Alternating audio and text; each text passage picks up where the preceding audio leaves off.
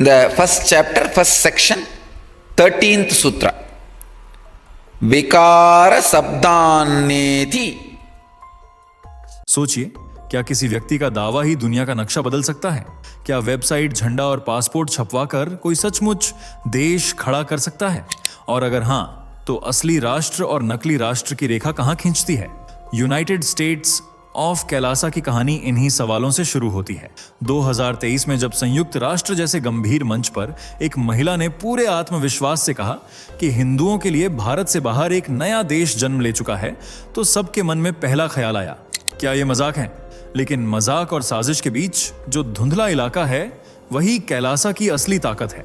एक भगोड़े गुरु का दावा, एक धार्मिक प्रतीक का इस्तेमाल और एक संगठित डिजिटल ढांचा, ये सब मिलकर लोगों के मन में शक और आकर्षण दोनों जगाते हैं। मनोविज्ञान कहता है कि जब किसी की धार्मिक पहचान असुरक्षित महसूस करती है, तो वह ऐसे प्रतीकों की ओर खींचती है जो सुरक्षा और गौरव का वादा करते हैं। कैलासा उसी भावनात्मक जरूरत को राष्ट्रवाद में बदलने का प्रयास करता है। सवाल यह नहीं कि दुनिया इसे मान्यता देती है या नहीं, सवाल यह है कि क्या आस्था, पहचान और भ्रम के सहारे कोई राष्ट्र बिना जमीन के भी जीवित रह सकता?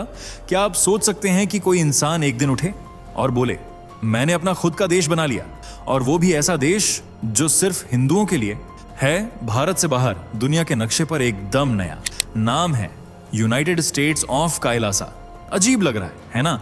लेकिन ये कोई फिल्मी सीन नहीं, बल्कि 2023 के संयुक्त राष्ट्र में हुआ एक सच्चा वाकया है। अब सोचिए, एक महिला मंच पर आती है, गंभीर चेहरा, आत्मविश्वासी आवाज, और कहती है कि हमारे पास झंडा है, पासपोर्ट है, अपनी सरकार है, बस दुनिया से मान्यता बाकी है। उस क्षण यूएन हॉल में जो सन्नाटा फैला, वही सन्नाटा अब सोशल मीडिया से लेकर राजनीति तक गूंज रहा है। पर यहाँ खेल सिर्फ शब्दों का नहीं, भावनाओं का है। एक पवित्र नाम कैलासा, भगवान शिव की नगरी, और अब वही नाम एक राष्ट्र बन चुका है। क्या यह धार्मिक गौरव का नया अवतार है, या बस एक पाखंडी का मस्तिष्कीय प्रयोग? इस वीडियो में हम उस परत को खोलेंगे जिसे अभी तक किसी ने गंभीरता से नहीं देखा। क्या कोई देश सिर्फ भावना, स्क्रिप्ट और एक वेबसाइट से खड़ा हो सकता है? और अगर हां, तो अगला देश कहां बनेगा और अगला नायक कौन होगा?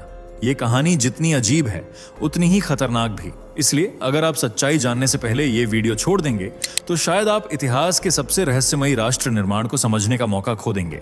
और हाँ दोस्तों, एक बात जरूर बताना, आप इस वीडियो को किस शहर या गांव से देख रहे हैं? कमेंट करके जरूर बताएं, ताकि हमें भी पता चले कि सच की ये आवाज कहां कहां तक पहुंच रही है। और अगर आपने अब तक लाइक नहीं किया है, तो अभी कर दीजिए, क्योंकि सच को फैलाना हमारी और आपकी जिम्मेदारी है।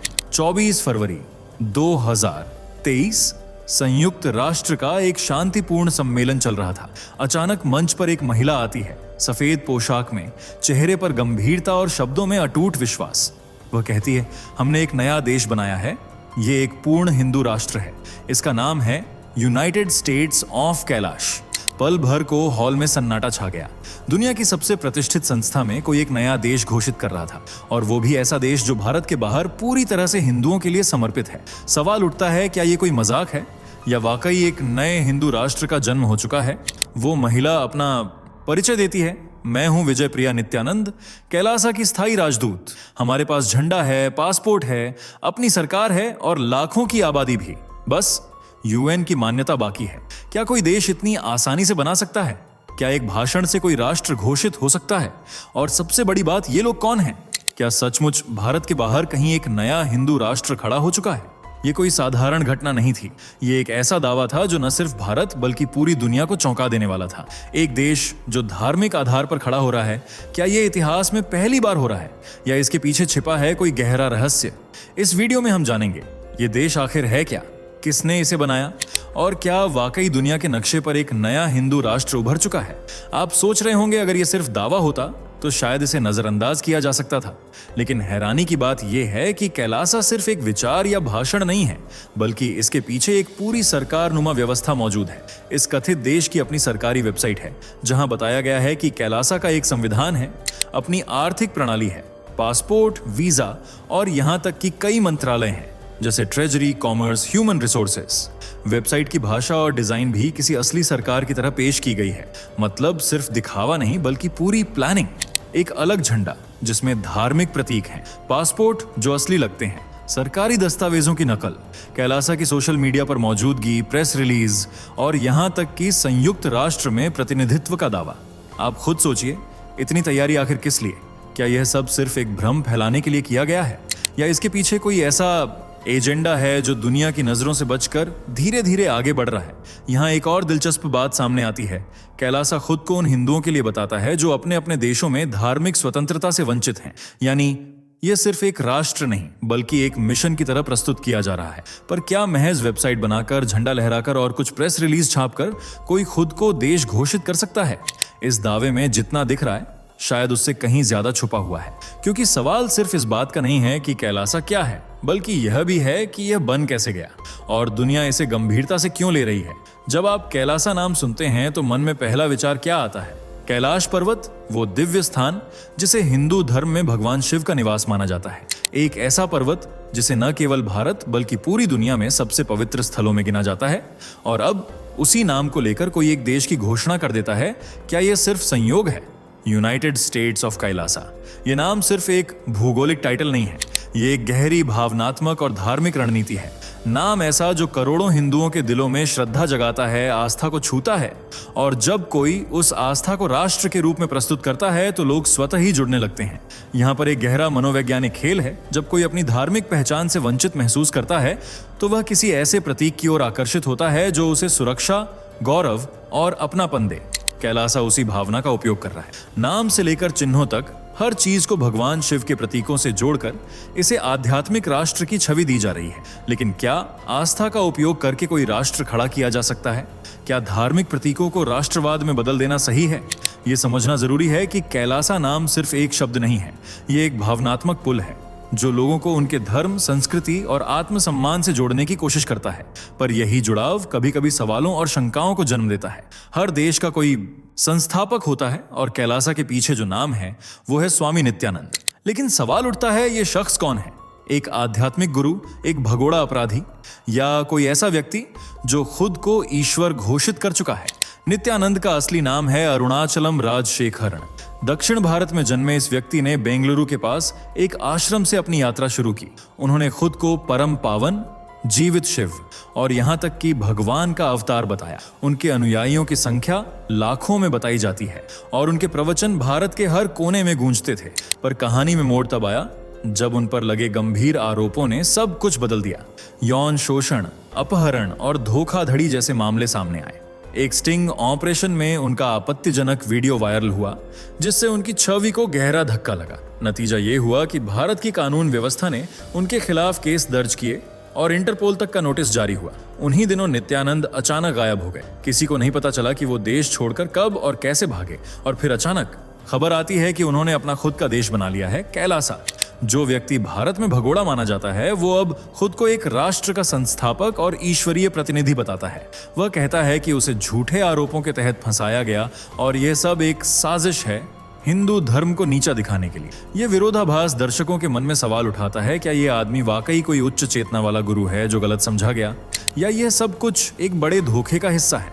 कहानी वहीं से और रहस्यमयी हो जाती है जब यह भगोड़ा व्यक्ति अचानक अंतर्राष्ट्रीय मंचों पर दिखने लगता है और दुनिया के कई शहरों के साथ समझौते करने की कोशिश करता है। तो भगोड़ा या भविष्य दृष्टा, निर्णय आपका है, लेकिन कहानी अभी बाकी है।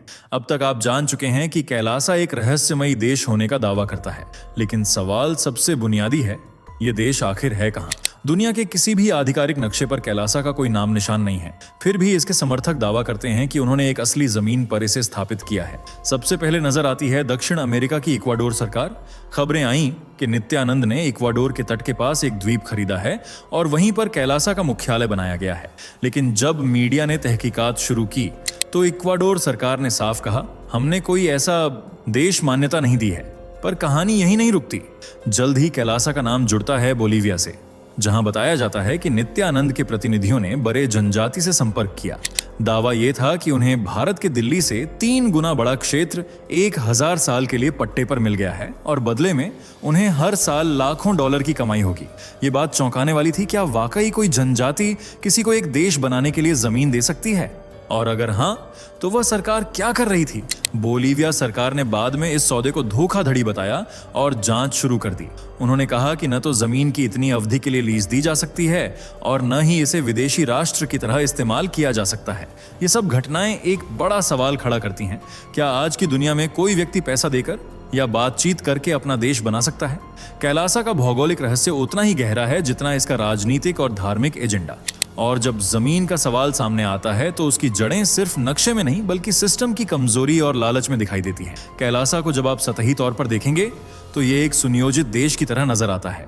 वेबसाइट है, सरकारी मंत्रालय हैं, पासपोर्ट हैं, प्रेस स्टेटमेंट्स हैं, इवन सामाजिक योजनाएं और अंतरराष्ट्रीय मिशन तक। लेकिन जब आप इन कागजों के पीछे झांकते हैं तो सामने आता है एक काल्पनिक साम्राज्य जो असल में सिर्फ दस्तावेजों, डिजाइनों और डिजिटल दिखावे पर टिका है। कैलासा की वेबसाइट को खोलिए, हर मंत्रालय का नाम, उसका मिशन स्टेटमेंट और यहां तक कि उनके मिनिस्टर्स की तस्वीरें भी मौजूद हैं। एक तरफ ये एक प्रोफेशनल वेबसाइट लगती है, दूसरी तरफ हर चीज इतनी परफेक्ट है कि एक आर्टिफिशियल सेटअप की तरह लगती है।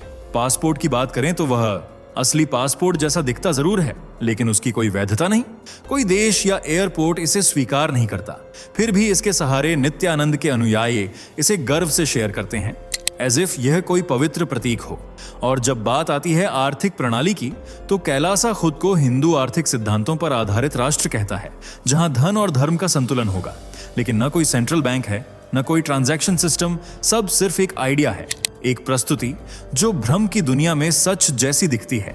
तो सवाल यह है, क्या यह सब सिर्फ एक दिखावा है या फिर यह सब एक बड़े प्लान का हिस्सा है जहां धीरे धीरे लोगों की सोच, आस्था और पहचान को एक नकली ढांचे से जोड़ा जा रहा है। कैलासा का यह कागजी साम्राज्य दिखने में जितना भव्य है उतना ही अंदर से खोखला या खतरनाक हो सकता है।